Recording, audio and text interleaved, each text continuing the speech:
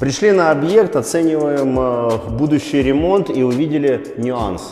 Это стяжка. Планируется укладка теплого пола, керамогранит, слой плиточного клея, толщина керамогранита. У нас здесь всего 2 сантиметра.